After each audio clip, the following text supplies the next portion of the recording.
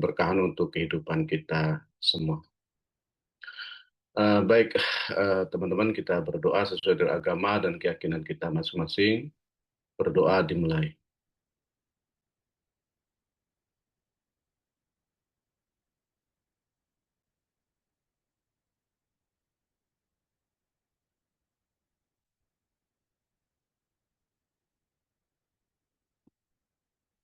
Berdoa selesai. Eh, Selanjutnya, sebelum kita masuk ke pembelajaran, tentu kalian sudah mempelajari apa itu filsafat ilmu. Ada yang masih ingat nggak, teman-teman? Eh, Apa itu filsafat, kemudian apa itu pengetahuan, apa itu ilmu? Ada yang mau berpendapat? Yang pertama, apa itu filsafat? Silakan kalau ada yang mau berpendapat. Bapak izin jawab. Oke, silakan dari siapa, kemudian kelas apa? Baik Bapak, perkenalkan saya Jariska Rahma dari kelas B dengan NIM akhir 011. Seingat saya, filsafat itu dia kayak sebuah hakikat, keberadaan, pengetahuan, keyakinan untuk berpikir kritis dan secara sistematis gitu, Pak. Oke, jadi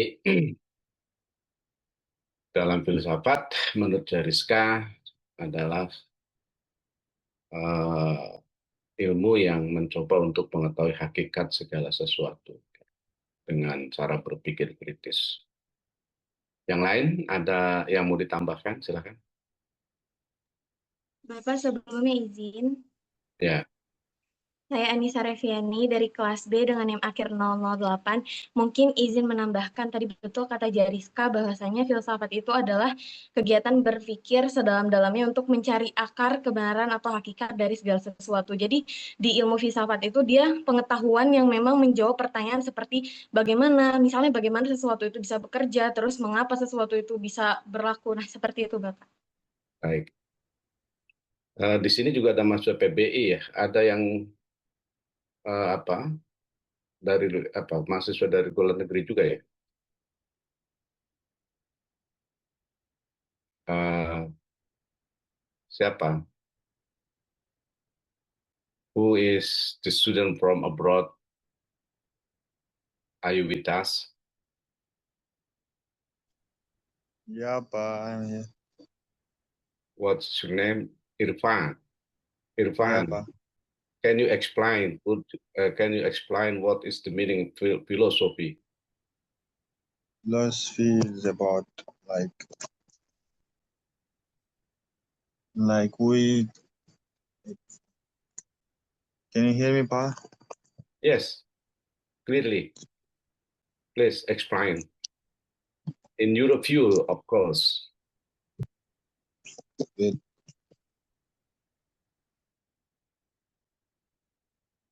Oh, your connection is not very well. Yeah. So I think I can hear what uh, you speak and what you explain about philosophy.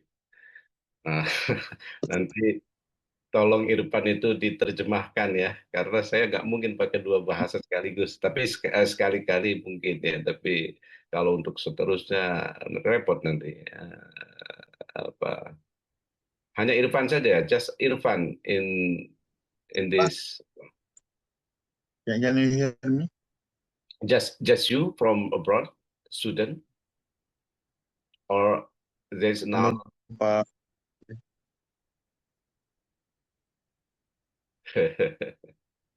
Your connection is very bad. Okay, Irfan, are you okay? Yeah, Sorry, Ma. Irfan, are you okay?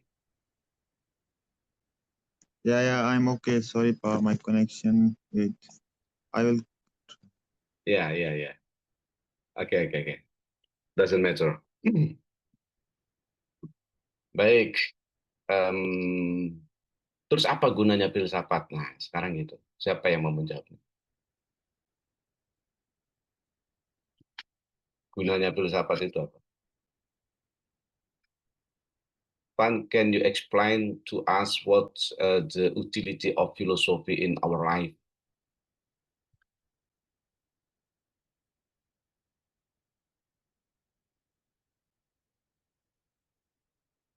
Bapak izin menjawab. Ranadia, silakan Ranadia. Jadi gunanya filsafat itu memberikan suatu perangkat yang paling mendasar untuk menjalani kehidupan kita, untuk kehidupan yang menjadi lebih baik dan lebih bermakna.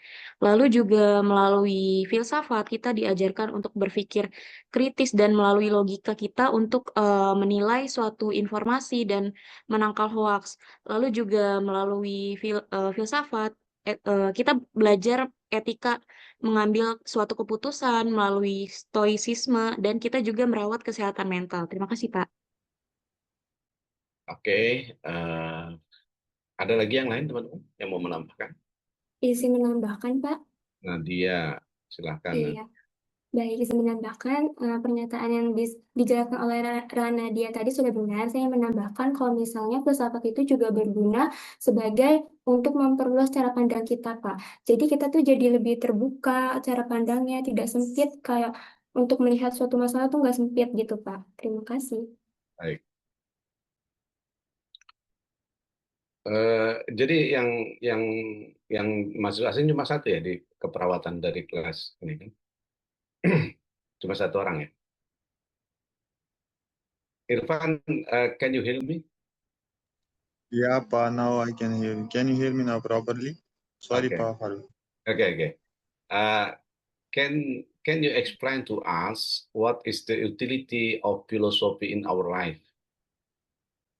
Like what we do, philosophy, like it helps us to know how about like values, reason, and how we can set our not beliefs, but it's a mind of thinking what's the real, like we can know about how things like around us, so about like metaphysics, like what exists in world is really like a reality, time, identity, and the nature limit is like what we count knowledge, how we justify our beliefs and ethics, like and wrong or good or bad, and how we act to that, and like that study reasons, and that's some reasons, yeah, we can get from the philosophy from me, Pa. Okay, I think your answer is correct about the utility of philosophy, because with philosophy we can see the something in our life for the essence, so bad or good or ethically and etc. He can Yeah, we logically. can yeah we can decide the exactly uh,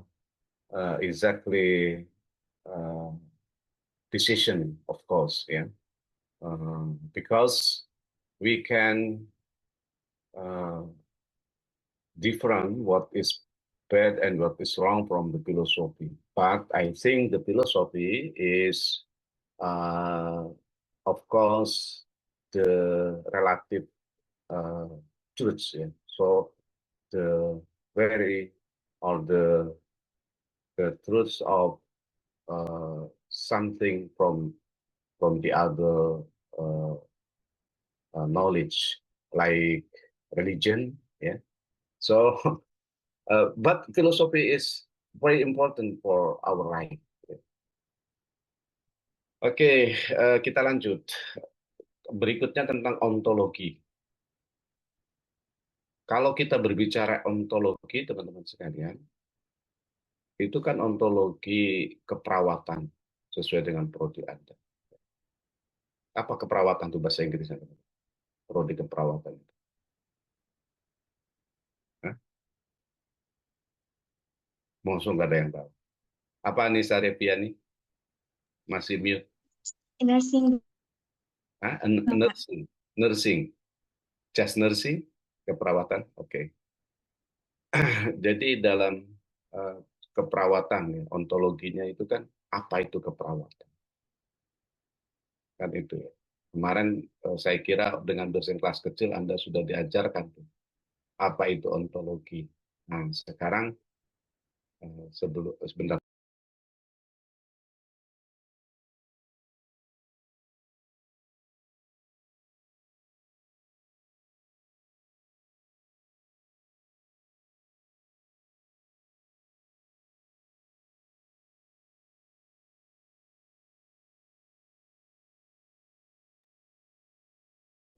Oke, kita lanjut.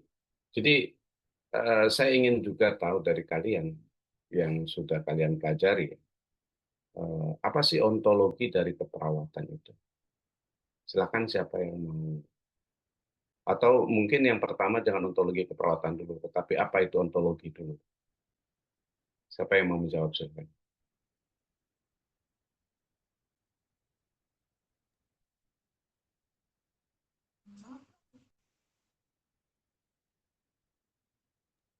Bapak, sebelumnya saya izin menjawab terkait ontologi ilmu.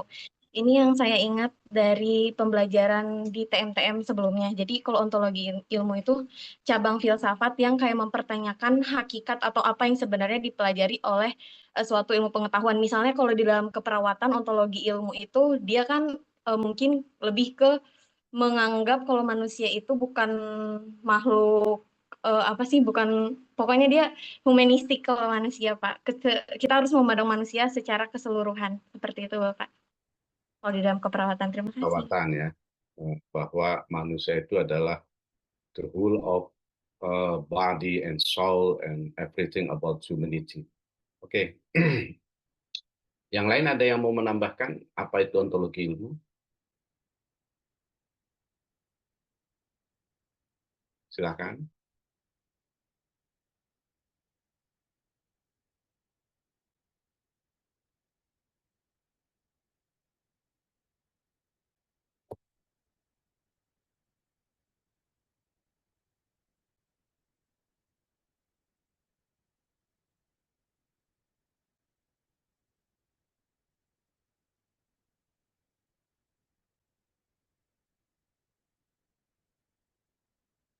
Oh, kok diem semua?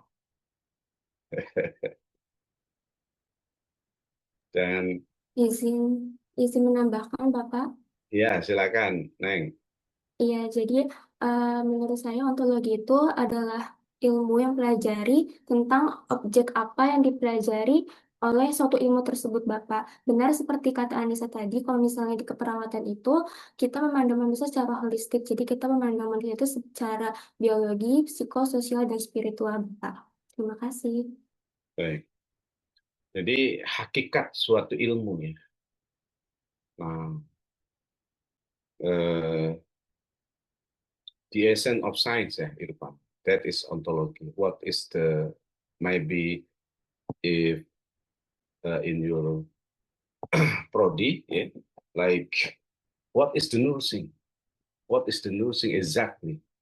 That is ontology. Yeah. But I think I want to hear from Irfan, the view of Irfan about ontology of science. It is important to me to know of your view. Yeah. I want to know properly about ontology in view of Irfan, because you one of the but only one only one in this prodi from a student from abroad. Yeah. So Irfan, if I want to know about your view about ontology of science. Please explain to us what is the meaning ontology of science, and you connecting to the nursing Yeah. as various product. Please. So ontology, firstly, I will talk about ontology in science. Like it means like exactly what we can study in science, like what is the real enough to be studied scientifically, like what we can know about scientifically, what kinds of things are there, objects or societies, are there only physical things, or are there abstract entities such as member laws or social structures. Science does not from nothing, like and that are in external world. This will ontology and science knows us, like shape what a scientific object in physics or must be in biology, like what we study in nursing more.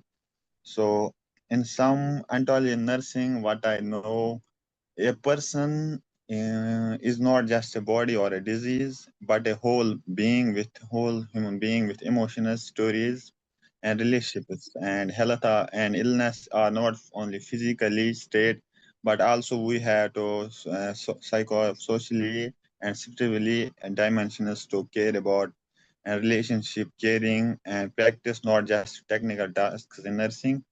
These beliefs in nursing affect us how the patient meet their patient, what they listen and their story and respect their dignity, not only treat and diagnose in nursing part. That's my explanation. Right. Okay. I think the answer of your answer is very, very good. Yeah. Thank you, Bob. From the ontology of science, we can see the body, the whole humanity, psychology, body, and etc. So I think it is the point of ontology of science connecting with nursing. Thank you, Irfan.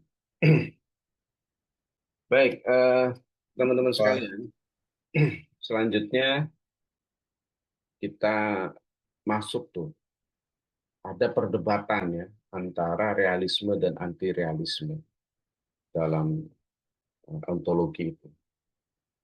Siapa yang mau menyampaikan berpendapat terkait dengan realisme dan anti realisme, ya, perdebatan dalam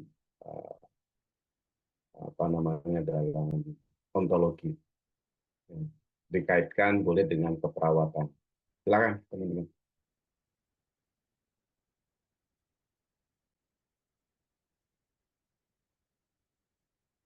Atau belum ke situ ya? Pertemuan 4 sudah belum, teman-teman? Sudah kan? Pertemuan 4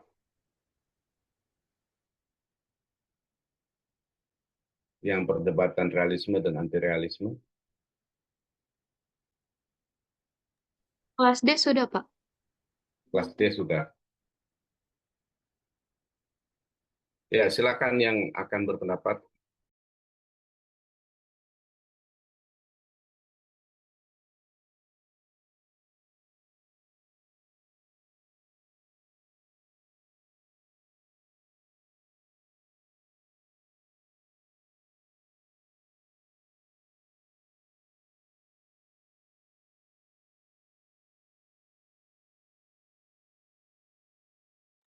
Silakan, Bapak ada izin yang jawab. ya, silakan Rana Dia.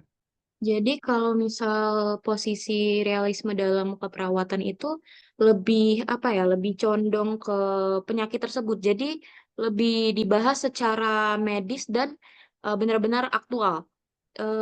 Fokus pada data biologis, data empiris, dan indikator fisik yang dapat diukur secara universal.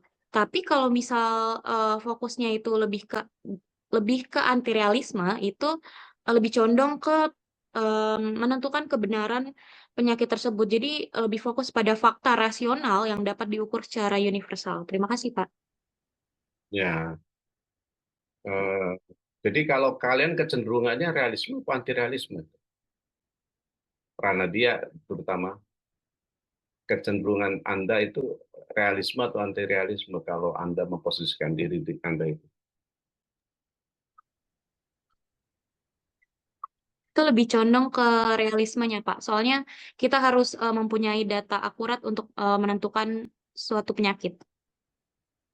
Ya, pastilah ya. Kayaknya kalau yang apa namanya dari perguruan tinggi itu tampaknya lebih kepada realisme, ya, bukan anti realisme.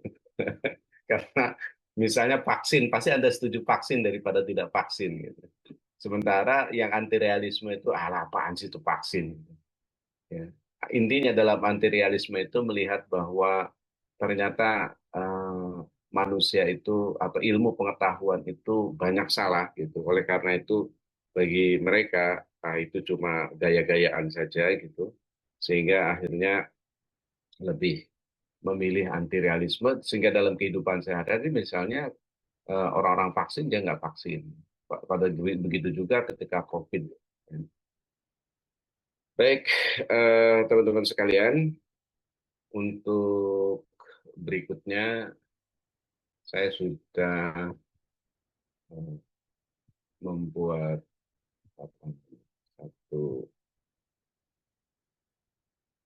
recording ya terkait ini agar tentu saja lebih lebih lebih sama lah dengan kelas-kelas yang lain ya. Ya tidak tidak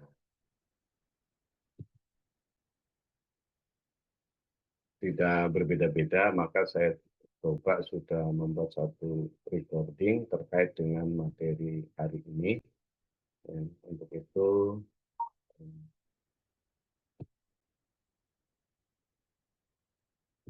silahkan kalian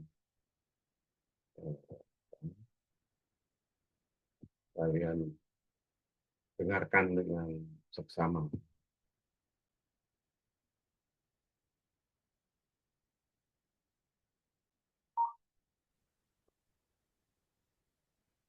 Baik, teman-teman, setelah kalian melakukan pretest tadi, kita akan lanjut membicarakan tentang epistemologi ilmu. Pada beberapa pekan yang lalu, tentu kalian telah mendalami ya terkait dengan ontologi ilmu. Ontologi ilmu itu lebih mempertanyakan aspek dari suatu keilmuan, yakni apa itu ilmu tersebut. Gitu. Nah, misalnya apa itu keperawatan? Sedangkan bagaimana keperawatan itu bekerja, ini adalah bagian dari epistemologi. Jadi kalau epistemologi ini berarti kita sudah membicarakan terkait dengan metode. Ya. Jadi kalau ontologi lebih kepada apa, ya, terkait dengan keperawatan, kemudian keperawatan dalam kaitannya dengan realisme dan anti-realisme, ya kan? Nah, sedangkan dalam pertemuan kelima ini, kita akan mencoba membuat satu analisa lah terkait dengan bagaimana ilmu ataupun bidang ilmu kita itu bekerja. Nah, saya akan coba share ya terkait dengan epistemologi ini. Jadi kalau kita lihat di sini bahwa ya pada prinsipnya epistemologi itu adalah cabang filsafat yang membahas tentang pertanyaan mendasar terkait dengan apa itu pengetahuan ilmiah, dari mana asalnya. Nah, terkait juga yang lebih pokok itu adalah bagaimana cara mendapatkannya dan kapan sebuah pengetahuan itu dianggap benar. Kadang-kadang teman-teman sekalian, kebenaran ini kan banyak kaitannya ya. Ada benar menurut agama, ada benar menurut pengetahuan yang biasa, ada yang benar menurut pengetahuan ilmiah. Nah, pengetahuan biasa ini dari berbagai macam sumbernya.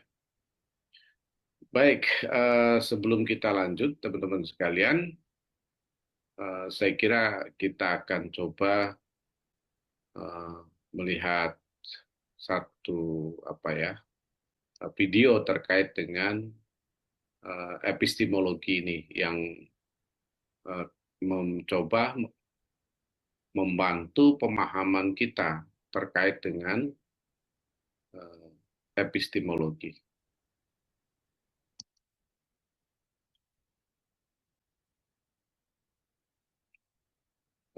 Teman-teman sekalian, ketika kita membicarakan epistemologi, Pernah nggak sih kalian maka kita memang harus benar-benar memahami ya, metode-metode keilmuan itu.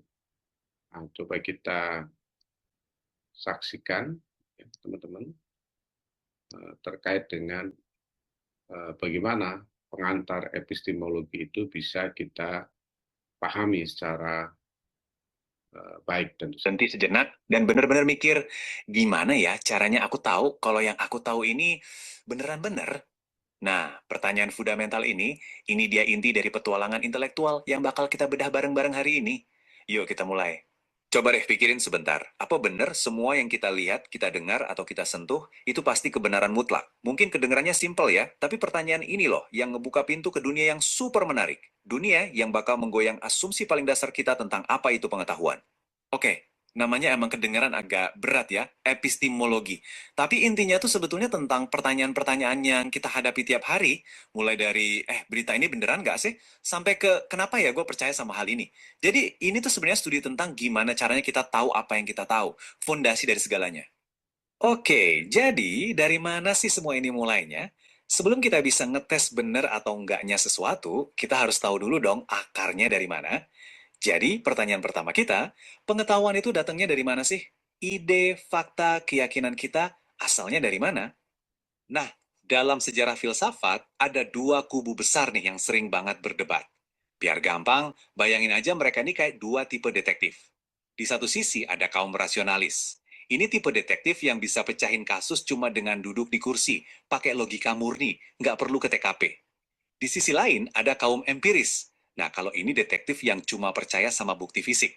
Kalau nggak bisa dilihat, didengar, atau disentuh di TKP, ya itu bukan bukti.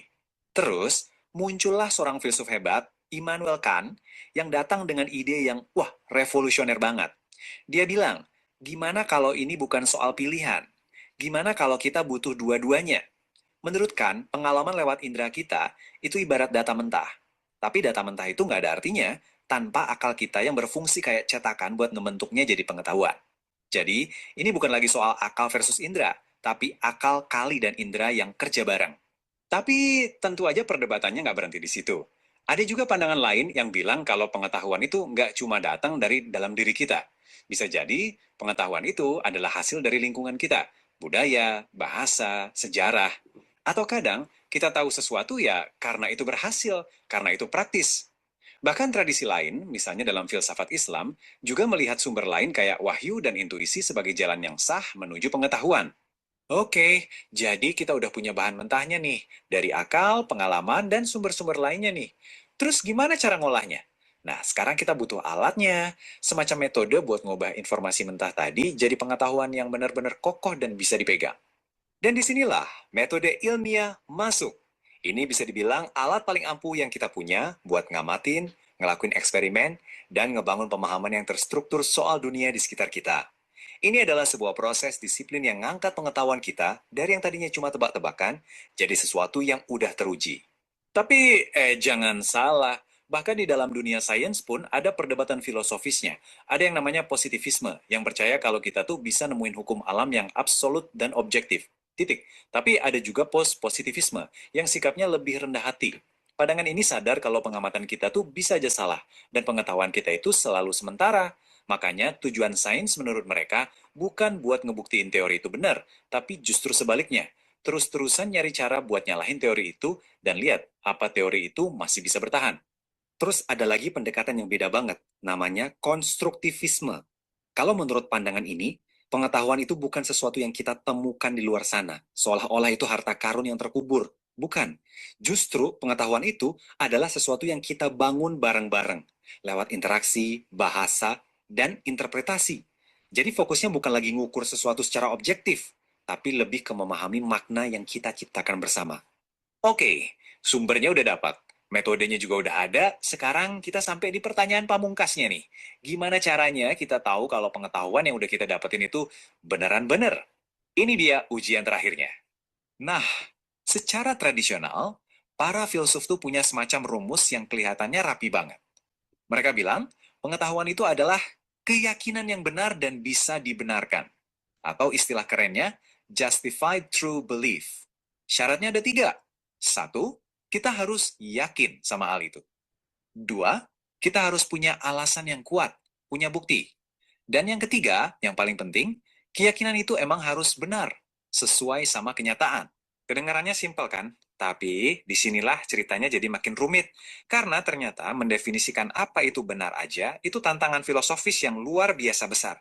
Coba kita lihat beberapa teori utamanya. Yang pertama ini yang paling gampang kita pahami. Teori korespondensi. Intinya, sesuatu itu benar kalau sesuai sama fakta di dunia nyata. Simple. Pernyataan ada kawah di Mars itu benar, ya karena kita bisa lihat fotonya, kita punya datanya, apa yang kita omongin cocok sama apa yang ada di luar sana. Sekarang, teori koherensi. Ini pendekatannya beda. Di sini, kebenaran itu nggak diukur dengan dicocokin ke dunia luar, tapi dilihat dari apakah dia nyambung dan logis dengan semua keyakinan lain yang udah kita punya. Bayangin aja kayak kepingan puzzle.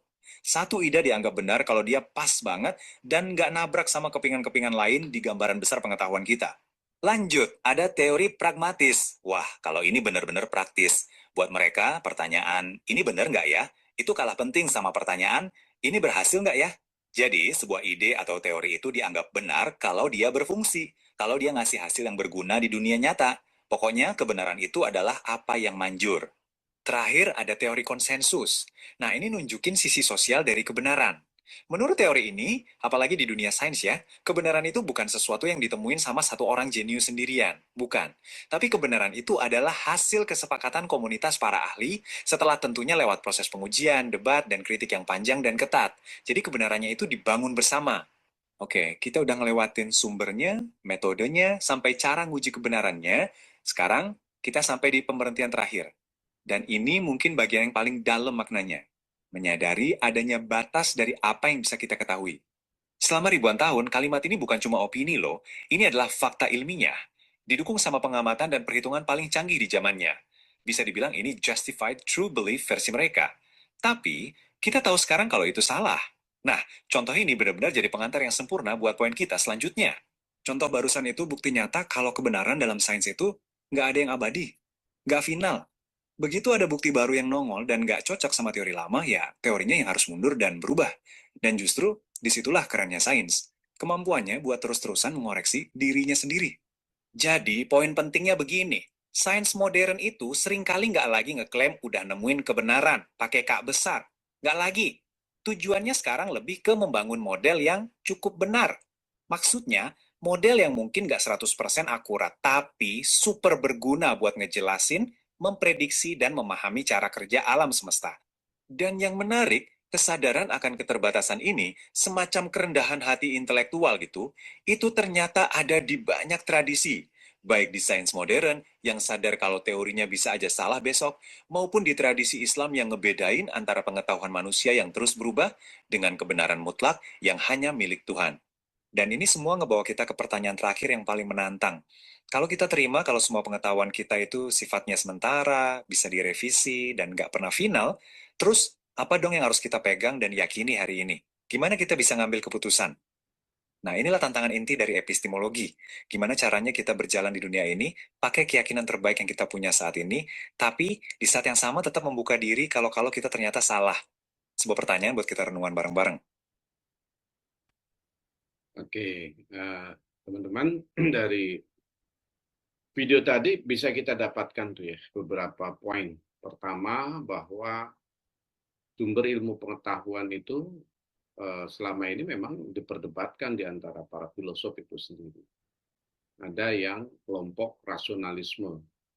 Kelompok rasionalisme itu adalah kelompok yang memang menggunakan akal sebagai sumber ilmu pengetahuan. Bahkan mereka berdebat tuh dengan kelompok empirisme. Kalau kelompok rasionalisme mengatakan bahwa kebenaran itu ya didasarkan pada akal. Sedangkan kelompok empirisme lebih pada mengatakan bahwa kebenaran itu adalah didasarkan pada panca indera. Nah ini perdebatan antara empirisme dan rasionalisme itu kemudian coba ditengahi lah ya, ditengahi oleh yang kedua, yang selain keduanya ya. Jadi ada poin ketiga bahwa perlu adanya empirisme dan rasionalisme itu. Nah ini maka ketika kita bicara kebenaran, teman-teman sekalian, ya kebenaran yang ada itu pada akhirnya adalah kebenaran yang relatif. Gitu. Jadi tidak ada kebenaran yang mutlak. Ya. Begitupun kebenaran sains. Kebenaran sains mungkin hari ini orang menyatakan benar bahwa pesawat itu cara terbangnya begini, perawat itu misalnya cara menanganinya seperti ini, prosedurnya ketika ada orang sakit, kemudian prosedurnya yang pertama begini, kedua, ketiga, keempat. Tapi prosedur itu bisa jadi nanti bisa salah. Gitu.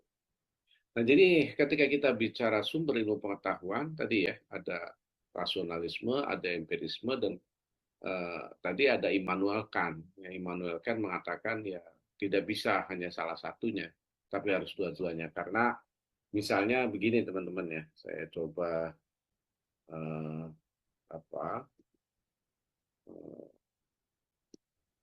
perlihatkan satu gambar. Nah ini misalnya, nah ini kan gambar sumur. Ya.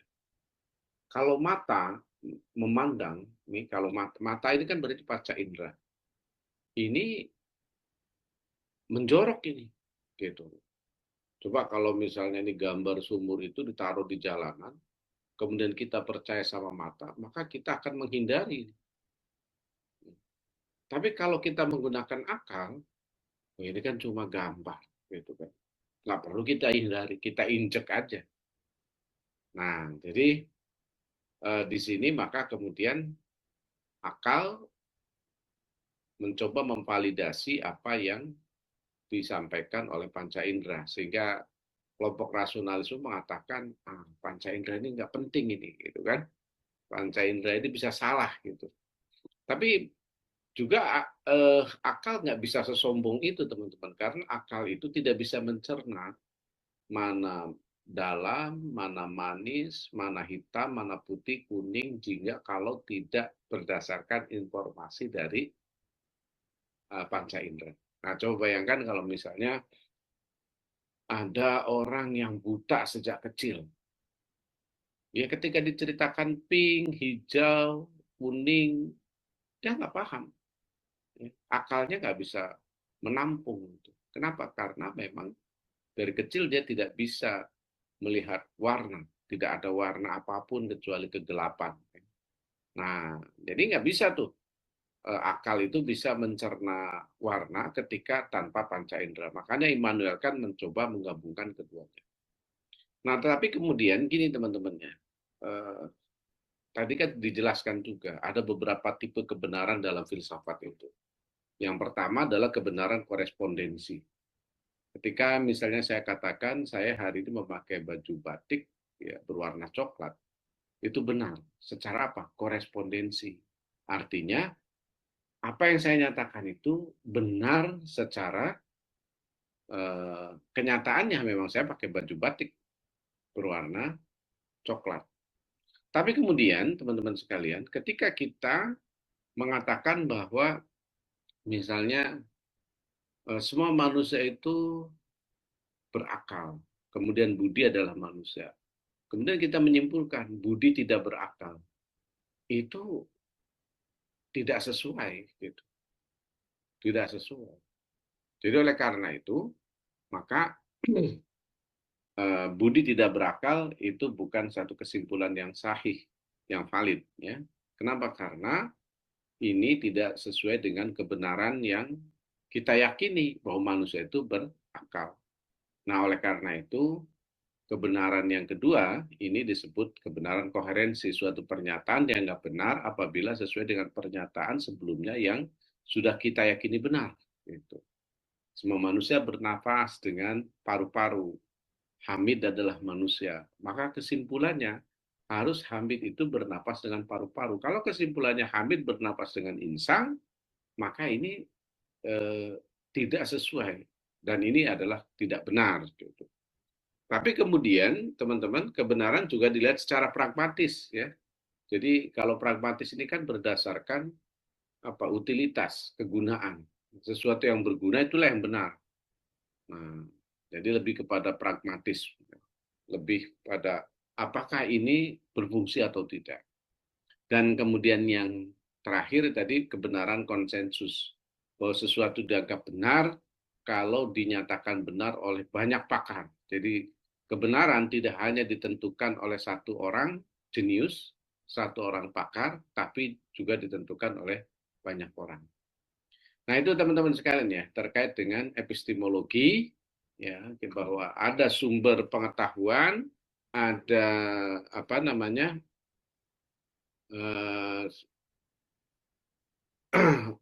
ada ilmunya itu sendiri, kemudian kebenarannya seperti apa, gitu ya. Nah, selanjutnya kita akan lihat diskusi kita terkait dengan epistemologi ini seperti apa. Baik, coba saya akan share kembali ya. Nah ini, jadi kapan sebuah pengetahuan dianggap benar? Ternyata teman-teman, pengetahuan itu dianggap benar ya saat ini. Karena dalam pengetahuan itu kemudian ada semangat falsifikasi. Falsifikasi itu mengkoreksi, mengkritik ya hal-hal yang hari ini dianggap benar. Sehingga nanti akan terjadi kebenaran-kebenaran yang lebih benar. Maka ya untuk hari ini yang kebenaran itu yang ada saat ini gitu. Tapi kita juga dengan penuh kerendahan hati bahwa apa yang kita anggap benar hari ini belum tentu kemudian besok, tahun depan, 10 tahun lagi itu tetap menjadi sebuah kebenaran. Bisa jadi itu adalah sesuatu yang keliruan. Katakanlah misalnya dalam dunia keperawatan. Apa yang dipelajari hari ini oleh Anda, mungkin itu sesuatu yang prosedur, sesuatu yang benar, sesuatu yang pasti. Tapi kemudian bisa jadi 5 tahun lagi setelah Anda menjadi perawat, ya, setelah Anda bekerja, ternyata apa yang Anda pelajari itu ada kurangnya, ada salahnya. Kemudian diperbaiki lagi. Ada cara-cara yang lebih maju lagi. Nah, saya kira kalau Anda pelajari sejarah keperawatan, mungkin akan ditemukan tuh teori-teori yang dulu dianggap benar, tetapi kemudian hari ini ternyata itu teori yang tidak benar. Nah, teman-teman sekalian, ini kita coba akan bagi ya, terkait dengan bagaimana sih sesungguhnya perbedaan antara ontologi, epistemologi, dan aksiologi ilmu. Kalau kita bicara ontologi ilmu, pertanyaannya apa yang dikaji ilmu? Jadi dalam kajian ini, apa objek dan hakikat realitas? Apa itu keperawatan? Itu hakikat, ya kan? Kemudian kalau epistemologi, lebih kepada bagaimana kita mengetahui. Dengan demikian, maka yang kita coba akan analisis, akan bahas, itu adalah sumbernya, metodenya, kriteria kebenarannya. Jadi kita sudah jelaskan sumber pengetahuan itu, misalnya ada rasionalisme, ada empirisme, tapi kemudian juga ada sintesis, ya, yakni menggabungkan antara rasionalisme dan empirisme. Kemudian metodenya, ada kualitatif, ada kuantitatif, ya. Kemudian kriteria kebenarannya, tadi ada korespondensi, koherensi, ya, ada konsensus dan ada pragmatis. Nah, sedangkan aksiologi ilmu itu lebih kepada untuk apa ilmu itu. Jadi dalam kajian ini adalah nilai, tujuan, manfaat, dari ilmu itu sendiri. Jadi manfaatnya apa? Itu adalah merupakan aksiologi ilmu. Nah, teman-teman sekalian, ketika kita bicara tentang sumber pengetahuan, tadi sudah dijelaskan ada indera, akal, pengalaman, bahasa. Ya, bahkan dalam tradisi Islam juga ada wahyu dan intuisi. Kemudian metode cara memperoleh pengetahuan ada dengan observasi, ya kan, eksperimen. Tapi ada juga dengan penalaran logis, ya, metode ilmiah. Kemudian integrasi rasional, empiris, transendental dalam sains Islam. Ini misalnya apa yang dilakukan oleh Ibnu Sina, ya, Al-Farabi, termasuk Al-Ghazali, itu mengintegrasikan antara rasionalisme, empirisme, bahkan yang transendental, ya, yakni yang sifatnya intuisi. Gitu. Kemudian kebenaran dan validitas pengetahuan, bahwa kriteria kebenaran itu memang ya ada kriterianya, kemudian ada verifikasi atau falsifikasi. Ya. Intinya falsifikasi itu kritik terhadap ilmu pengetahuan atau teori yang sudah dianggap benar, sehingga akan mendapatkan kebenaran yang lebih benar lagi.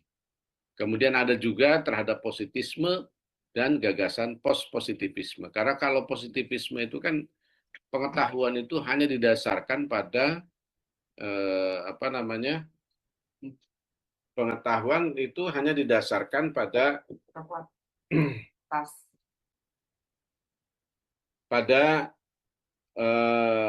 akal dan pengalaman. Gitu.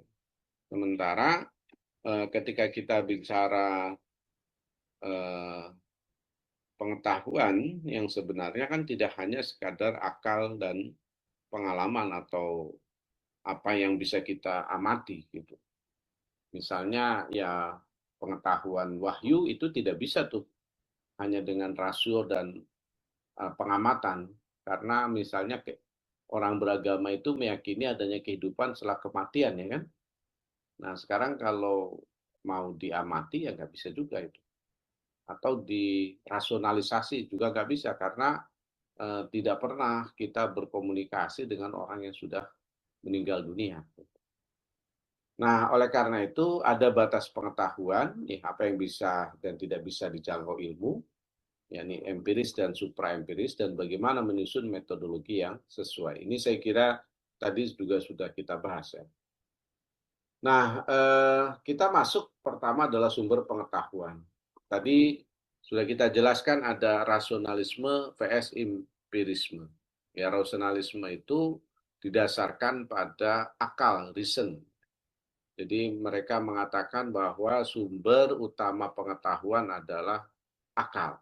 Nah, sehingga kebenaran diperoleh lewat penalaran logis, ya, bukan lewat pengalaman indera. Kemudian empirisme, bahwa pengetahuan faktual harus berakar pada pengalaman indrawi. Ya, misalnya kita melihat sesuatu itu, kemudian kita amati. Nah, tapi kalau rasionalisme tidak begitu katanya. Nah, sehingga pengalaman indrawi itu satu-satunya sumber pengetahuan. Maka dalam konteks ini teman-teman, tadi yang sudah saya jelaskan, ada perdebatan ya yang keras antara rasionalisme dan empirisme. Rasionalisme lebih mengedepankan pada penalaran, sementara empirisme menekankan pada sumber pengetahuan yang sifatnya indrawi, yang bisa diamati. Nah, maka kemudian muncul Immanuel Kant kan, ya, atau sintesis. Nah di sini. Jadi dalam Kant itu menolak rasionalisme murni maupun empirisme murni. Jadi pengetahuan itu lahir dari sintesis antara data indera dan struktur a priori akal. Memang gini teman-teman ya, seperti yang saya sudah jelaskan tuh, bahwa akal memang bisa menegasikan apa yang dilihat oleh panca indera. Misal tadi ya, terlihat ada sumur, padahal itu cuma lukisan. Tapi kadang-kadang kalau orang itu sedang tidak concern, bisa jadi itu terjebak oleh gambar gitu. Begitu dia misalnya lagi main HP ya kan, kemudian tiba-tiba dia jalan, tiba-tiba di situ ada gambar lubang tadi. Bisa jadi dia kaget karena disangkanya lubang. Tapi kalau orang itu lagi konsentrasi, itu cuma gambar, maka akal menegasikan. Kita nggak perlu tuh. Kita nggak perlu percaya pada apa yang dilakukan oleh panca indera. Maka oleh karena itu menurut Kant memang ya dua-duanya perlu. Gitu. Sehingga dengan demikian maka pragmatisme dan konstruktivisme itu menekankan fungsi praktis dan konstruksi sosial pengetahuan. Jadi sumber pengetahuan bukan hanya akal, indera, tetapi juga praktik, bahasa, dan konteks historis sosial. Jadi di samping akal ya dan juga pengalaman atau pengamatan, juga ada konteks-konteks yang lain ya. Dalam konteks ini misalnya termasuk juga lingkungan, agama, itu adalah bagian dari sumber pengetahuan. Nah, kemudian ketika kita bicara filsafat integratif transendental, maka kita temukan misalnya di dalam filsafat Islam. Dalam tradisi filsafat Islam itu ada beberapa jenis pengetahuan, misalnya ada bayani, ada burhani, ada irfani. Nah, bayani itu ya sifatnya teks ya, otoritas bahasa. Contoh misalnya kalau di Quran itu dijelaskan, wahai orang-orang yang beriman, diwajibkan atas kalian berpuasa. Nah, itu bayani. Ya. Jadi itu jelas tuh. Artinya teksnya memang mengatakan begitu. Nah, sedangkan burhani, akal dan empiris, ini argumen logis, bukti rasional empirik. Jadi di samping ada teks, kemudian kita rasionalisasi. Mengapa kita harus berpuasa? Gitu kan. Nah, ternyata misalnya, dengan berpuasa itu dalam penelitian-penelitian kesehatan mutakhir juga ternyata puasa itu bisa mendorong pada kesehatan, membuat orang lebih sehat. Bahkan orang ketika akan operasi dia harus berpuasa, ya. Dan ternyata juga dalam pengamatan ilmu kesehatan bahwa ketika orang itu berpuasa akan mengistirahatkan usus-ususnya misalnya. Nah, sedangkan secara irfani, ya ini memang pengalaman batin spiritual ya. Itu yang disebut dengan intuisi. Ini memang tidak bisa dirasakan oleh semua orang. Intuisi ini hanya bisa dirasakan oleh orang-orang tertentu yang sudah dekat dengan Tuhan. Nah, teman-teman sekalian, tapi dalam konteks kehidupan sehari-hari kita juga punya intuisi loh. Saya kasih contoh ya. Kadang-kadang kalau kita dalam perjalanan gitu, kemudian macet, itu yang jalan tuh intuisi kita, bukan rasionalisasi kita. Kayaknya lewat sini nih nggak macet. Nah, kemudian ternyata nggak macet. Itu berarti intuisi kita itu benar. Tapi bisa jadi intuisi kita juga keliru gitu. Ngambil jalan itu malah tambah jauh, tambah macet dan nggak jelas. Nah, ini intuisi. Baik. Kemudian problem kedua, ya kalau tadi sumber, sekarang metodenya. Dalam epistemologi ilmu, metode ilmiah itu dihubungkan dengan paradigma atau aliran filsafat ilmu yang membimbing cara melakukan riset atau penelitian. Karena kalau kita bicara metode ilmiah, maka metode ilmiah itu adanya adalah dalam riset. Nah, di sini ketika kita mengambil terkait dengan metode ilmiah, maka ada positivisme, ada post-positivisme. Nah, positivisme itu adalah pengetahuan sah jika diperoleh lewat metode ilmiah yang terukur. Ya, contoh apa? Observasi indrawi, eksperimen, dan logika deduktif-induktif. Jadi tujuannya untuk apa? Merumuskan generalisasi hukum. Contoh, misal begini, air dipanaskan dalam 100 derajat Celcius, gitu ya. Ketika dipanaskan 100 derajat Celcius itu, maka air akan mendidih. Nah, terus dicoba lagi. Nah, ini kan lewat lewat apa? Lewat pengalaman-pengalaman indrawi kan, lewat pengalaman gitu.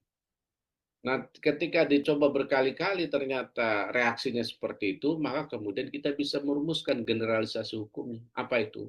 Yaitu bahwa kalau air itu dipanaskan dalam suhu 100 derajat Celcius, maka akan mendidih. Nah, itu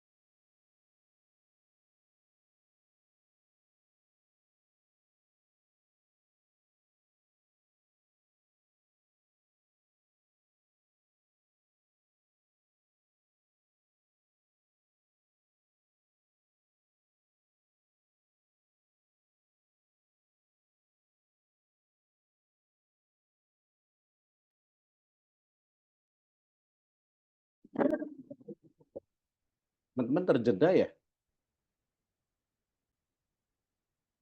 Iya, Bapak. Udah lama apa baru? Baru sih, Pak. Bentar, kenapa ya?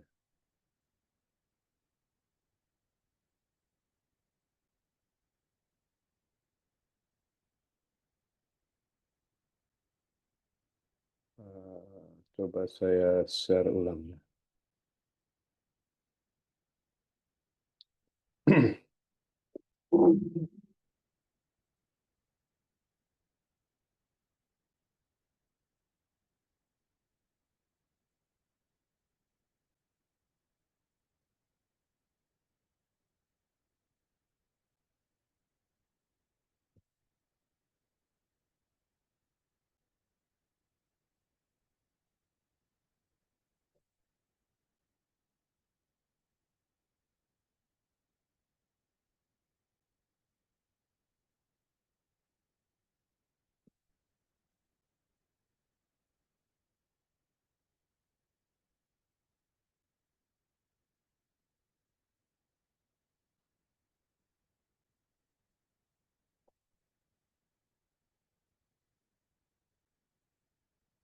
Waduh, ini apa? Di saya apa? Laptopnya ngehang lagi. Sebentar, saya sedang upayakan dulu ya. Kenapa seperti ini?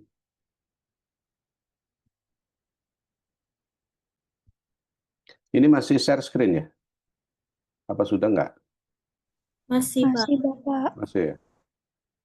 Bentar.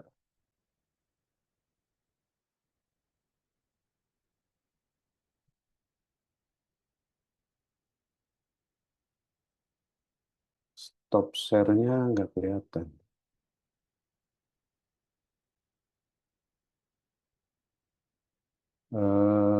Coba saya anu lagi ya, saya keluar dulu, nanti saya masuk lagi ya. Baik, Bapak.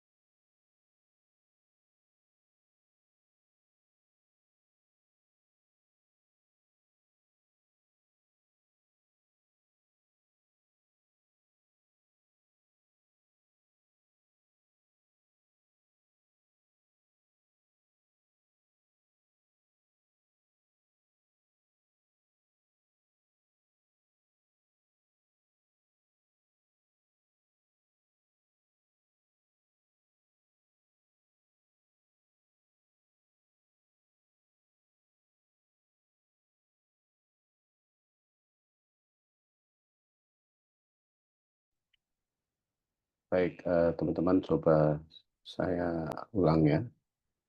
Tadi sampai positivisme ya.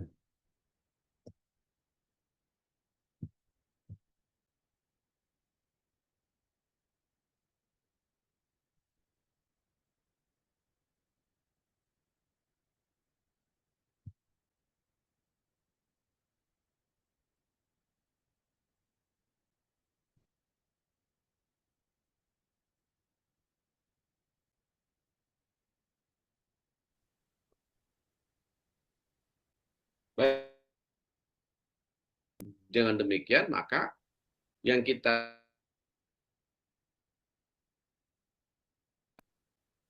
pada transendental, maka pengetahuan yang sifatnya indrawi, yang bisa diamati. Nah, memang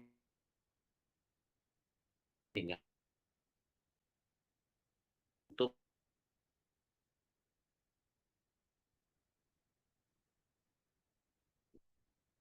orang itu lagi konsentrasi, itu tuh Pak, cuma gambar, maka akal menegasikan, kita nggak perlu tuh pada kesehatan, membuat orang lebih sehat, bahkan orang kalau ini udah belum nih integratif nih? Sudah, Bapak. Sudah ya. Nah ini ya tadi ya, sampai sini ya. Coba kita lihat. Nah di sini ketika kita mengambil terkait dengan metode ilmiah, maka ada positivisme, ada post-positivisme. Nah, positivisme itu adalah pengetahuan sah jika diperoleh lewat metode ilmiah yang terukur. Ya, contoh apa? Observasi indrawi, eksperimen, dan logika deduktif-induktif. Jadi tujuannya untuk apa? Merumuskan generalisasi hukum. Contoh, misal begini, air dipanaskan dalam 100 derajat Celcius, gitu ya. Ketika dipanaskan 100 derajat Celcius itu, maka air akan mendidih. Nah, terus dicoba lagi. Nah, ini kan lewat apa? Lewat pengalaman-pengalaman indrawi kan, lewat pengalaman gitu. Nah, ketika dicoba berkali-kali ternyata reaksinya seperti itu, maka kemudian kita bisa merumuskan generalisasi hukumnya. Apa itu? Yaitu bahwa kalau air itu dipanaskan dalam suhu 100 derajat Celcius, maka akan mendidih. Nah, itu sudah menjadi generalisasi hukum. Nah, sedangkan post-positivisme itu tetap mengandalkan metode ilmiah, tetapi mengakui bahwa observasi selalu teoritis dan pengetahuan bersifat variabel, yakni kadang bisa salah. Gitu. Sehingga dengan demikian mendorong triangulasi, yakni ada 3 cara gitu ya yang dipakai, bukan hanya sekedar pengetahuan, ya, teori, tapi juga ada dokumentasi, ada observasi, ya. Kemudian falsifikasi. Jadi bahwa teori itu coba terus dikritik, dicoba dikritisi, dianalisis, dikritisi sehingga akhirnya ditemukan ternyata ini keliru nih. Gitu. Dan ketika dikoreksi terus-menerus akan menimbulkan teori baru. Dan dalam penelitian saya kira seperti itu ya. Makanya kita selalu diminta untuk kebaruan penelitian kita apa. Gitu. Karena kalau penelitian kita sama dengan penelitian yang lalu, itu tidak ada artinya. Gitu. Jadi penelitian kita itu harus benar-benar menunjukkan kebaruan. Nah inilah teman-teman sekalian, maka kemudian post-positivisme itu tidak memutlakkan pengetahuan yang hari ini kita ketahui. Tetapi kita mencoba mengkoreksi teori-teori pengetahuan yang kita hari ini ada itu untuk disempurnakan. Ya, contohnya tadi misalnya kalau Anda menangani seorang pasien, ya, karena Anda sebagai seorang perawat, itu SOP-nya A, B, C, D. Tapi kemudian setelah Anda teliti, Anda lihat ternyata A, B, C, D ini nggak tepat. Harusnya A, A plus, B, B plus, C, D, E. Misalnya seperti itu. Ya. Itu pun yang Anda pahami, yang Anda lakukan misalnya, berdasarkan pengalaman, penelitian, dan lain sebagainya, itu tidak serta-merta kemudian menjadi pengetahuan yang paling benar. Bisa jadi nanti juga ada keliru lagi. Tapi poinnya apa teman-teman? Poinnya sains itu selalu untuk memajukan, ya, memajukan kehidupan umat manusia. Saya kasih contoh, dulu orang membuat pesawat itu, apakah sudah secanggih pesawat sekarang? Jawabannya tentu tidak. Gitu kan. Ya, pesawat zaman dulu mungkin kapasitasnya juga kecil, kecepatannya juga apa namanya tidak secepat sekarang. Nah, pesawat sekarang ada yang memuat misalnya ratusan bahkan ribuan orang, gitu, dengan kecepatan yang berkali-kali lipat. Nah, itu teman-teman sekalian, kenapa terjadi lompatan yang begitu luar biasa dalam perkembangan teknologi pesawat misalnya, dikarenakan adanya tadi falsifikasi. Jadi bahwa teori ini dianggap keliru, kemudian dicarikan teori yang barunya, gitu ya. Nah, maka kemudian sains itu memajukan kehidupan manusia. Nah, ada juga konstruktivisme dan pragmatisme. Jadi kalau konstruktivisme itu prinsipnya adalah pengetahuan diperoleh melalui konstruksi aktif subjek. Dengan demikian artinya bahwa apa yang sudah ada itu coba kita konstruksi ulang. Dikonstruksi ulang. Sehingga apakah itu betul-betul misalnya satu-satunya atau ada alternatif-alternatif lain. Nah, dengan demikian maka tujuan dari aliran ini yaitu menekankan dialog, interpretasi, ya. Jadi kita dengan adanya teori ini tidak memutlakkan, tetapi kita berusaha membuka, ya, kalau ada yang salah dan lain sebagainya. Kemudian pemahaman konteks sosial historis, ya, misalnya wawancara mendalam, studi kualitatif, tafsir kontekstual, ini adalah konstruktivisme. Jadi di situ lebih misalnya menekankan pada konteksnya kenapa sih seperti ini gitu. Misalnya contoh, kenapa Indonesia itu bernegara Pancasila misalnya. Berdasarkan Pancasila negaranya. Kenapa tidak berdasarkan misalnya liberalisme atau komunisme atau agama misalnya. Nah, itu kan ada konteks sosial historis yang ada di situ gitu. Karena memang Indonesia itu dibangun didasarkan beragam elemen gitu, ya. Ada orang Hindu, ada orang Buddha, ada orang Islam, ada orang Kristen. Maka oleh karena itu terjadilah negara dengan didasarkan pada Pancasila gitu. Ya, karena memang untuk mewadahi semua kepentingan.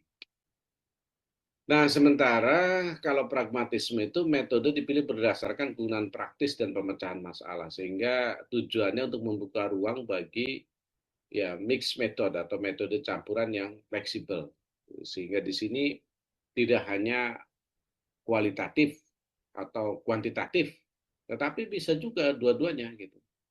Bisa menggunakan wawancara juga, tapi juga menggunakan angket juga.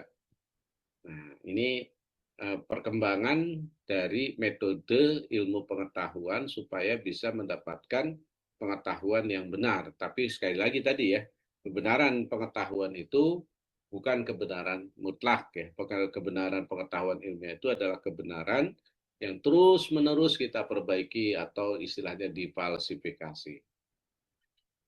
Nah, berikutnya adalah setelah metode kita melihat kebenaran dan validitas. Jadi dalam epistemologi ilmu, kebenaran dan validitas pengetahuan dipahami oleh beberapa posisi utama yang saling bersaing maupun melengkapi. Ya, nanti kita akan lihat, tapi secara umumnya tadi sudah kita lihat tuh di video tadi ya. Nah, teman-teman sekalian, kebenaran sebagai syarat sah pengetahuan. Jadi rumusan klasik pengetahuan bahwa pengetahuan adalah kepercayaan yang benar dan dibenarkan. Jadi justified true belief. Gitu. Nah, pengetahuan yang benar dan dibenarkan. Ya, contoh kalau kita naik kendaraan di Indonesia, maka yang benar itu adalah yang sebelah kanan. Gitu ya. Jadi kalau kita ngambil sebelah kiri itu ngambil punya orang. Nah, gitu seperti itu. Nah, itu kebenaran yang dibenarkan. Dan semua orang beranggapan seperti itu. Jadi kita harus ngambil sebelah kanan karena sebelah kiri itu untuk dari arah sana misalnya. Nah, itu salah satu contoh. Nah, 3 syarat kebenaran. Pertama, truth, ya kebenaran, belief, kemudian yakin, kemudian justification. Jadi dianggap perlu dan cukup. Nah, kemudian ada kebenaran metafisis. Apa itu? Ilmu berbicara tentang dunia sebagaimana adanya, bukan tentang bagaimana cara mengetahuinya. Jadi metafisik itu sendiri kalau secara bahasa itu kan dibalik fisik, teman-teman. Jadi fisiknya A, maka bisa jadi yang terjadi bukan A. Itu yang disebut dengan metafisik. Tapi terkait dengan ini, poinnya bahwa ilmu itu berbicara tentang dunia sebagaimana adanya. Ya, kalau adanya A ya A, adanya B ya B. Perawat misalnya, ya bagaimana adanya perawat. Jadi nggak usah di macam-macamin lah gitu. Kemudian pengukuran kebenaran, nah validitas pengetahuan ilmiah diukur lewat bukti, ya jelas. Nah, kalau Anda katakan bahwa saya punya misalnya uang Rp1.000, maka itu harus dibuktikan. Di kantong ternyata ada Rp1.000.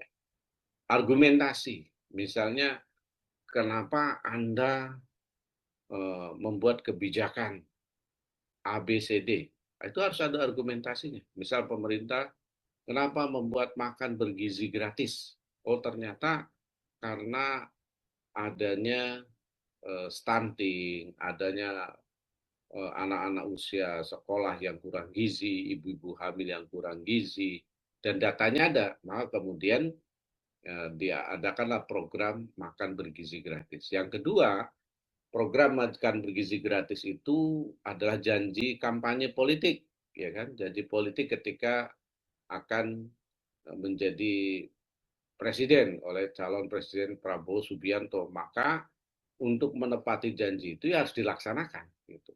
Soal kemudian dalam pelaksanaannya kemudian banyak terjadi carut-marut, ada penyimpangan dan lain sebagainya, kita awasi bareng-bareng, kita perbaiki bersama-sama. Yang jelas rakyat Indonesia sudah memilih pasangan Prabowo Subianto dengan Wapres Gibran, maka ya janji politiknya itu tidak melanggar gitu. Karena itu bukan program yang diadakan semena-mena atau tiba-tiba setelah jadi presiden, tapi program yang sudah direncanakan bahkan ditawarkan kepada rakyat sebelum pemilu atau pada saat kampanye gitu ya. Nah, kemudian metode yang memberikan justifikasi memadai bagi klaim yang benar. Jadi metodenya memang ya harus benar. Gitu. Jangan misalnya begini, Anda mengukur pengaruh ya, sesuatu terhadap sesuatu yang sifatnya masif, tapi ya Anda hanya bertanya kepada 1-2 orang. Itu ya tidak sesuai, tidak klaim kebenarannya.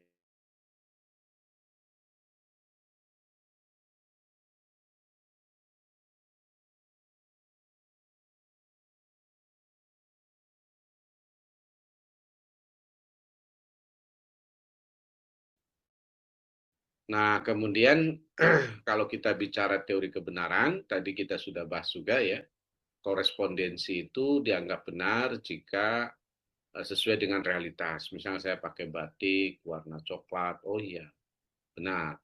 Sedangkan koherensi sudah dianggap benar jika koheren atau sesuai dengan keyakinan yang ada yang sudah kita yakini. Contoh misalnya tadi ya, bahwa ketika air dididihkan atau air dipanaskan 100 derajat itu akan mendidih. Maka kemudian ketika kita memasak air dan sudah mencapai 100 derajat, maka pasti mendidih. Kalau tidak mendidih itu tidak benar. Sedangkan konsensus kebenaran itu dipandang sebagai benar apabila mendapatkan persetujuan lah ya dari beberapa pakar. Jadi di situ kebenaran ilmiah itu merupakan komunitas ya, dianggap benar oleh komunitas ilmiah ya, yang diberikan oleh komunitas ilmiah. Misalnya ada Asosiasi Perawat Indonesia misalnya. Asosiasi Perawat Indonesia itu ya menganggap bahwa inilah yang benar misalnya, maka kemudian kita lakukan, dan itu ya karena menurut asosiasi yang terdiri dari pakar-pakar keperawatan, maka pada saat itu kita menganggap itu benar. Walaupun tadi dalam ilmu pengetahuan itu tidak ada kebenaran yang mutlak. Kemudian pragmatis, yakni benar jika berfungsi, berhasil secara praktis. Nah, teman-teman, pergeseran tujuan ilmu dari kebenaran murni ke cukup benar dan dapat dipertanggungjawabkan. Jadi di sini true enough gitu ya. Maksudnya adalah diungkapkan dalam konteks ya bahwa kebenaran ilmu itu tidak harus benar-benar murni gitu, tapi cukup misalnya ini dapat dipertanggungjawabkan. Kenapa? Karena memang dalam proses berikutnya suatu kebenaran itu bisa jadi kemudian dianggap tidak benar. Hari ini yang kita anggap benar itu bisa jadi 10 tahun kemudian dianggap tidak benar, atau 5 tahun kemudian dianggap tidak benar. Makanya ada penelitian-penelitian terbaru yang kemudian mengoreksi, ya, misalnya Anda dalam bidang keperawatan, ternyata cara merawat orang sakit stroke itu bukan seperti ini.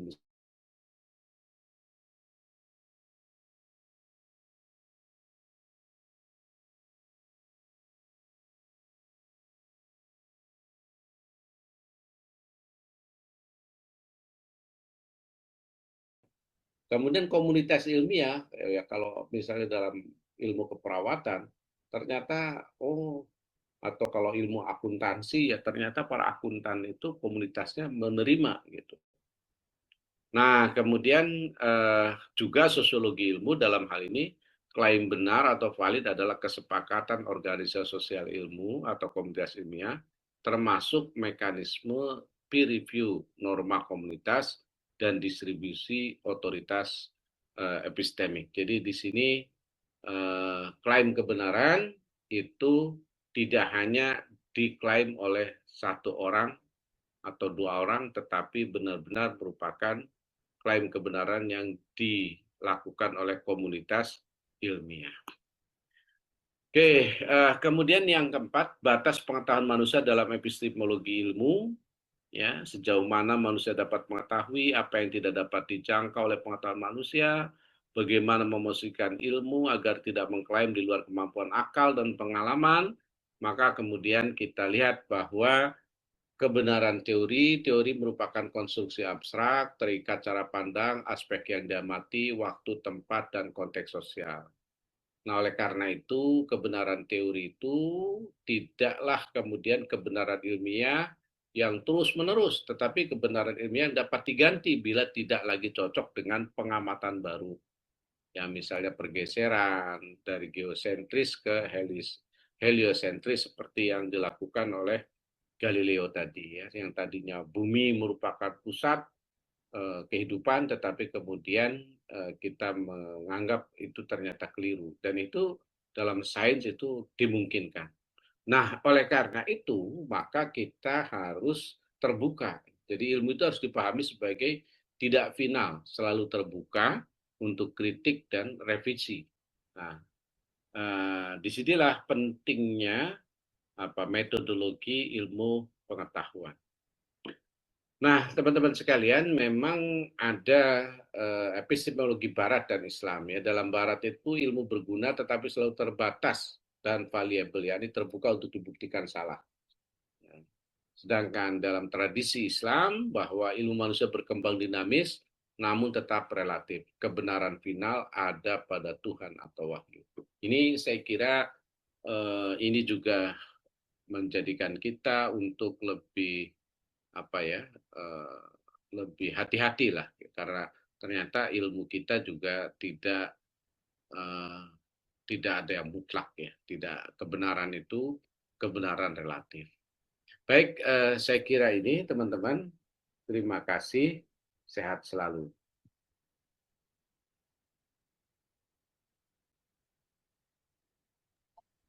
Izin memberitahu, Ya, gimana?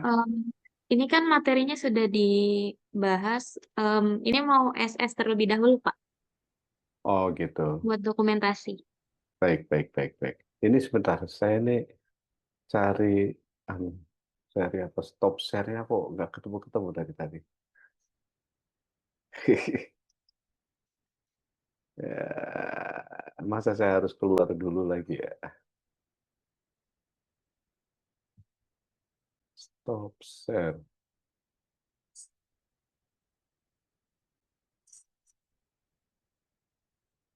Iya deh, saya mungkin keluar dulu, nanti masuk lagi.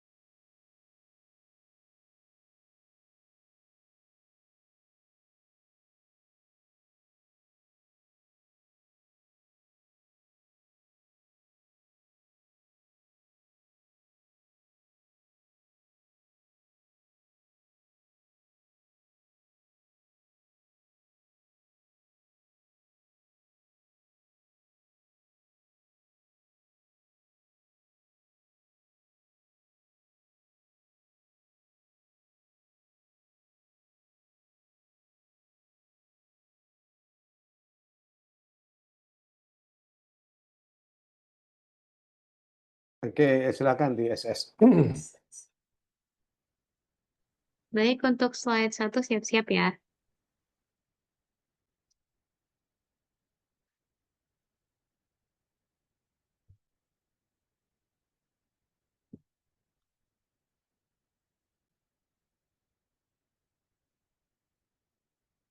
Untuk slide 2,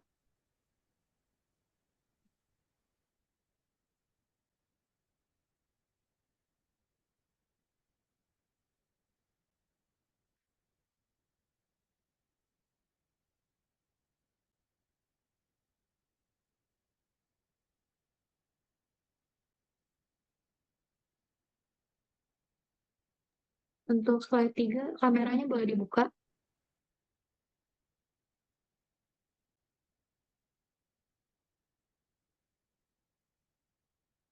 Slide 3 siap-siap ya.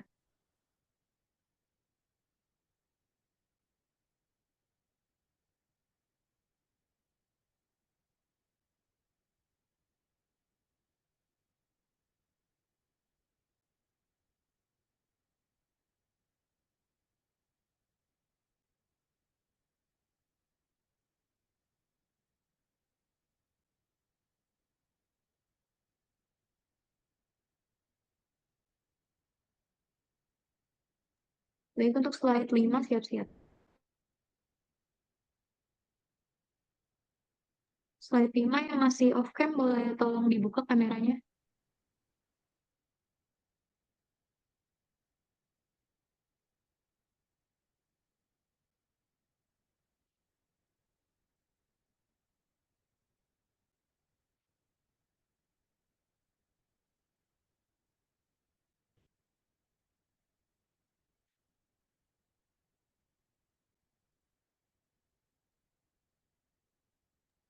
Oke, sudah selesai.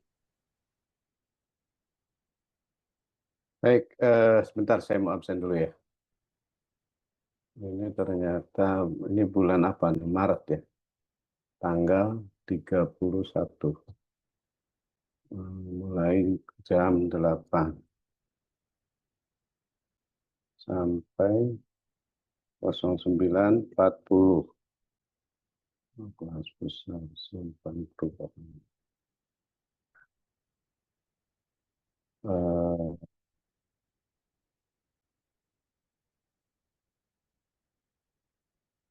Aini Puji ada, Hadir, Pak. Aisyah Safia, Hadir, Pak. Alisa, Hadir, Bapak. Ananda, Hadir, Bapak. Anindya Cesaria, Hadir, Bapak. Anissa Reviani, Hadir, Bapak. Arnida Sitioningrum, Hadir, Bapak. Aiman Nur Akbar, Hadir Bapak. Khairina Bella, Hadir Bapak. Dian Islamiati, Hadir, Bapak. Dinifra, Hadir, Pak. Hadir. Faizah, Hadir, Pak. Herza Sabita, nggak ada ya teman-teman? Indra Azalia, Irfan Faturrahman,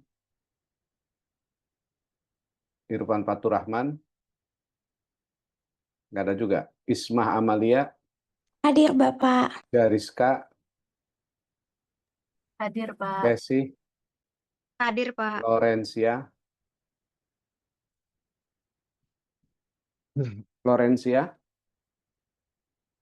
nggak ada ya. M. Raihan Faras, Hadir Pak. Muhammad Hafiz, Nabadia, Hadir, Bapak. Nadia Ainia, Hadir Bapak. Raisa Zakia, Hadir, Bapak. Regina Juliani, Hadir Pak. Sabrina Putria, Hadir. Sepira, Hadir, Pak. Septi Fitriani, Septi, nggak ada ya.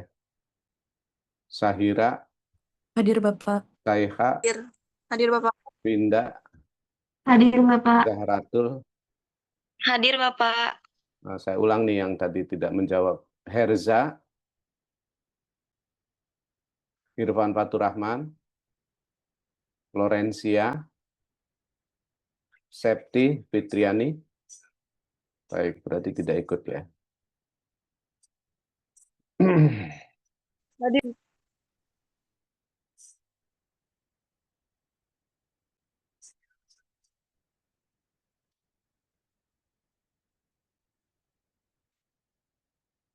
Bapak, maaf. Untuk Septi Fitriani kelas Kenapa? B hadir, Pak.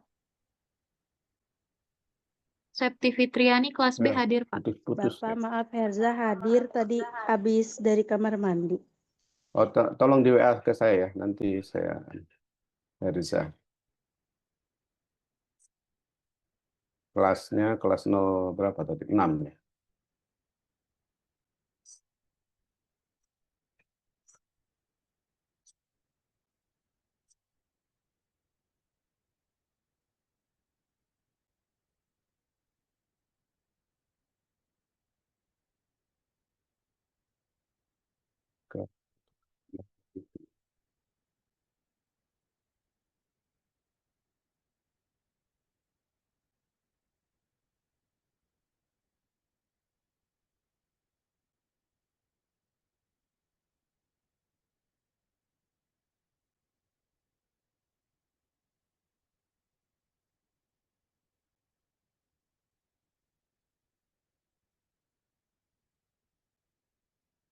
Ailen, Hadir Pak. Ainun, Hadir Pak. Alika, Hadir Pak. Amanda, Hadir Pak. Amelia, Hadir, Pak. Aprilia, Hadir, Pak. Atika, Hadir, Pak. Sasha, Hadir Pak. Davina, Hadir, Pak. Dina, Hadir, Pak. Faisa, Hadir Pak. Firliana, Hadir Pak. Habibi, Hadir Pak. Hani, Hadir, Pak. Ika, Hadir Pak. Januati, Hadir, Pak. Liza, Liza Salsabila nggak ada ya? Lutfia, Hadir, Pak. Miftah, Maaf, bisa Hadir, saya Pak. aja, Pak. Liza hadir. Muhammad Rifki, Hadir, Pak. Muhammad Rizki, Hadir, Pak. Nadine Ayu, Hadir, Bapak. Najwa Safira, Naila Farha, Hadir, Bapak. Nur Aini Fadila, Hadir, Pak. Nur Fauzia, Hadir Bapak. Nur Mawadah, Hadir Bapak.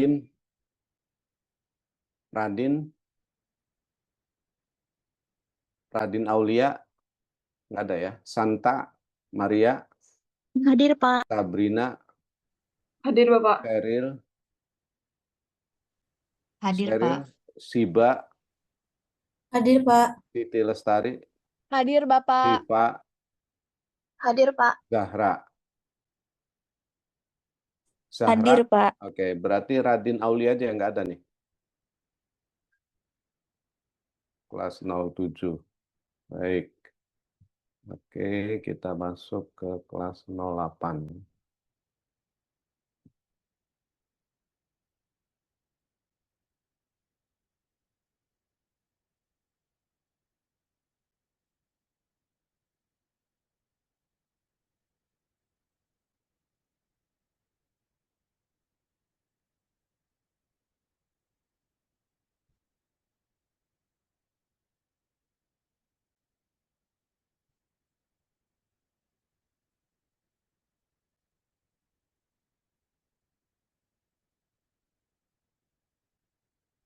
Alesha, Alma, Hadir Pak. Anindya, Hadir, Bapak. Armida, Hadir Bapak. Auladina,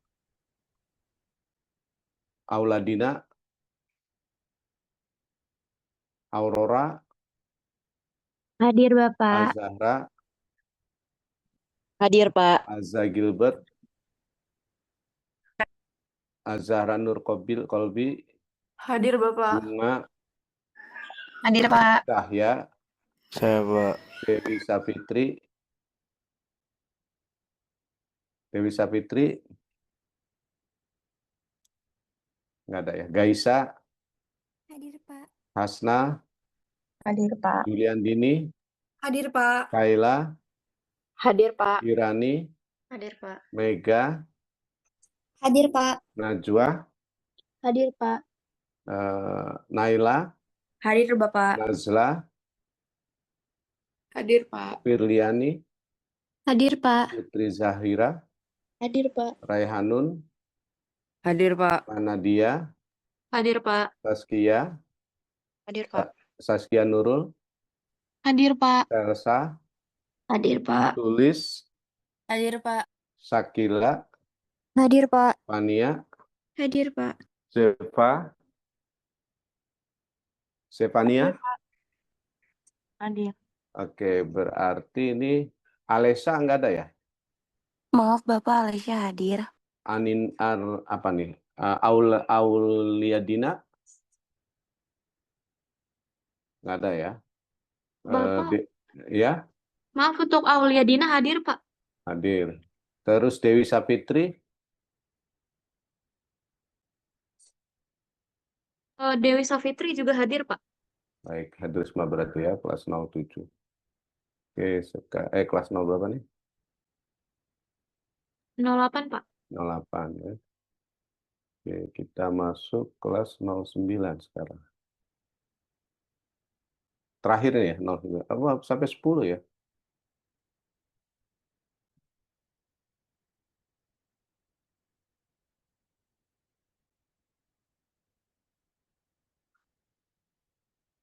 Bapak mak. Yang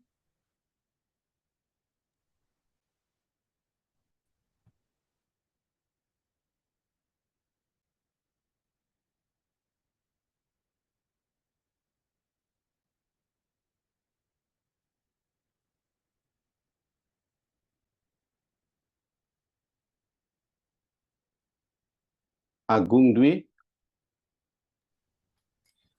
Bapak, maaf, sepertinya ini kan S1 keperawatan angkatan 25 ya Pak. Adanya cuma kelas PBI, kelas 06, 07, dan 08 doang Pak. 4 kelas doang Pak. Nggak ada kos. Gitu. Bentar, saya lihat. Iya. Bentar. Jangan salah ini lagi. Makasih ya diinformasikan. Oh iya jam 10 ini. Kesmas. Oh iya benar. Salah pula. Untung Anda ingatkan. Baik. Berarti udah semua ya? Bapak maaf, untuk yang belum di absen hanya kelas PBI, Pak. Jadi PBI Kelas PBI itu yang 0 berapa ya? yang apa? Bentar. PBI.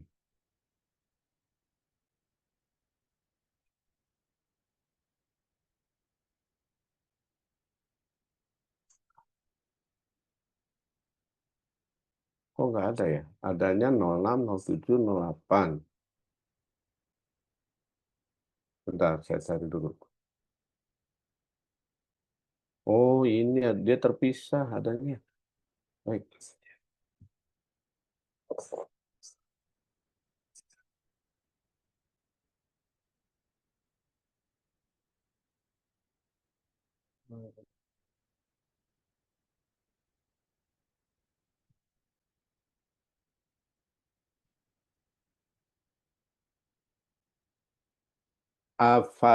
Afia Zahra. Hadir Bapak. Ahmadi Syafiq. Hadir Bapak. Aisyah Febriani. Hadir, Pak. Aminah. Hadir, Pak. Anissa Solihati. Hadir, Pak. Ardian Yuda. Hadir, Pak. Askianada. Hadir, Pak. Audra Haira. Hadir, Pak. Audria Siptia. Hadir, Pak. Azahra. Hadir. Celia Marsa. Hadir, Pak. Debbie Alika. Hadir Pak. Diandra Raihan.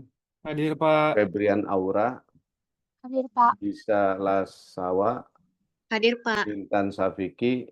Hadir, Pak. Irfan Ahmad Khan. Hadir, Pak. Irfan, I think you can understand what you see about the epistemology properly. So I think you can see the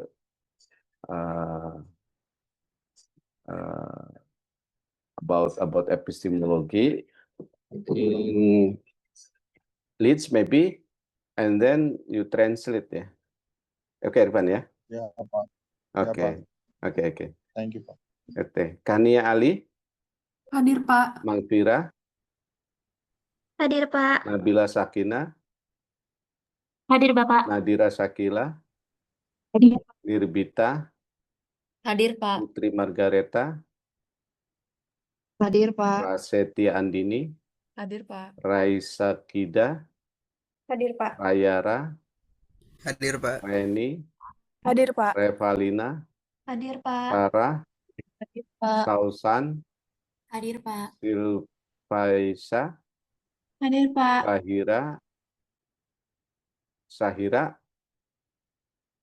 Sahira nggak ada ya? Zahira.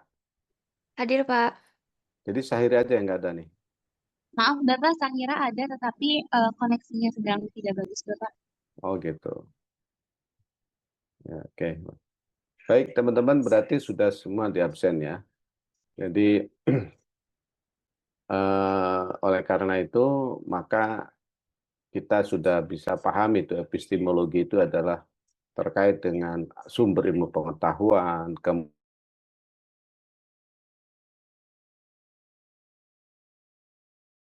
tidak menjustifikasi sebagai sebuah kebenaran mutlak. Ya.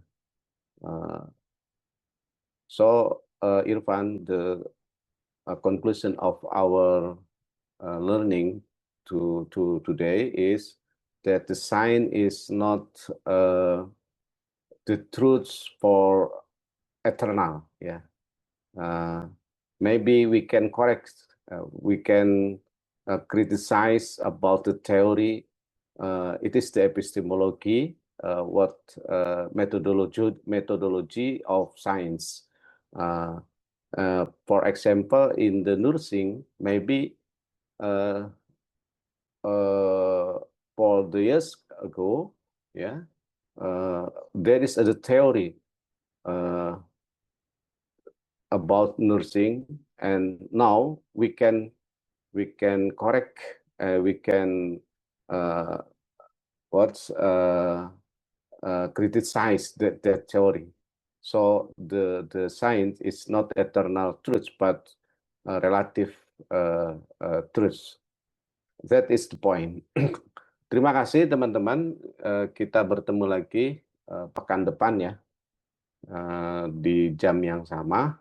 Sehat selalu. See you next week. Assalamualaikum warahmatullahi wabarakatuh. Waalaikumsalam. Terima kasih Bapak. Sama-sama. Terima kasih Saya izin Bapak. Dip ya. Terima kasih, Bapak. Ya. Terima kasih Terima kasih, Bapak. Bapak.